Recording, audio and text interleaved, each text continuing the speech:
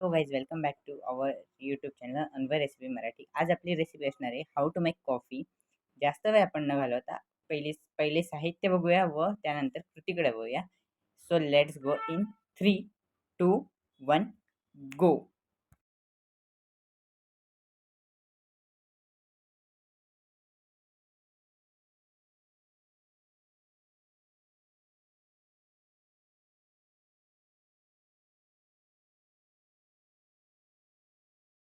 आज आपण कॉफी बनवणार आहोत, तर ती कॉफी मी एका व्यक्तीसाठी बनवतोय. त्यासाठी मी एका व्यक्तीप्रमाणे मेजरमेंट घेतलं आहे. तुम्ही जेवढ्या व्यक्तींचं बनवत असाल त्याप्रमाणे मेजरमेंट घ्यायचे. तर मी इथे सर्वप्रथम घेतलेले अर्धा कप पाणी, त्यानंतर अर्धा कप दूध, अर्धा पॅकेट जे आजकाल बाजारात सहज उपलब्ध आहे ते कॉफीचं पॅकेट घेतलेलं आहे. ते तुम्हाला जेवढी कॉफी स्ट्रॉंग हवी असेल तेवढी तुम्ही ते पॅकेट घेऊ शकता. आणि चवीनुसार साखर, तुम्हाला किती गोड हवं त्याच्यावर तुम्ही साखर घालू शकता. आता आपण साहित्य बघितलं, डायरेक्ट आपण आता कृतीकडे वळूयात.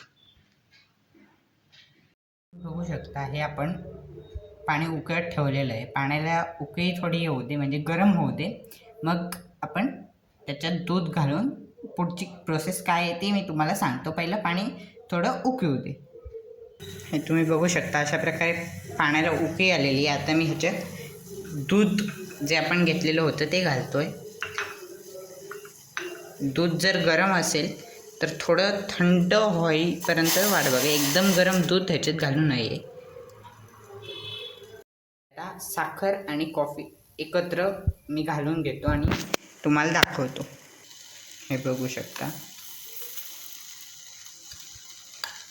अशा प्रकारे मी साखर आणि कॉफी पावडर त्या दूध आणि पाण्याच्या मिश्रणात टाकून घेतलेली आहे. आता थोडंसं आपण ढवळून घेऊयात, म्हणजे जी कॉफी पावडर आपली वर अशी तरंगत होती ती मिक्स होऊन टेस्ट मस्त होते.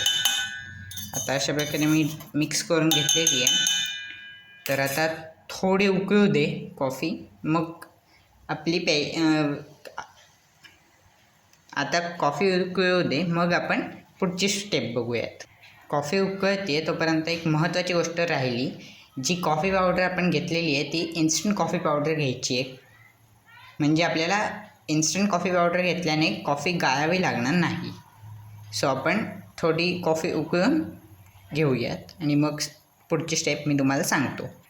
हे तुम्ही बघू शकता अशा प्रकारे कॉफी उकळलेली आहे. आता मी गॅस बंद करतो आणि कपात ओतून मग तुम्हाला दाखवतो. अशा प्रकारे कॉफी बनवून तयार आहे. आजचा व्हिडिओ तुम्हाला कसा वाटला हे कमेंट बॉक्समध्ये सांगा. आणि वेळात वेळ काढून ही रेसिपी बघितल्याबद्दल धन्यवाद.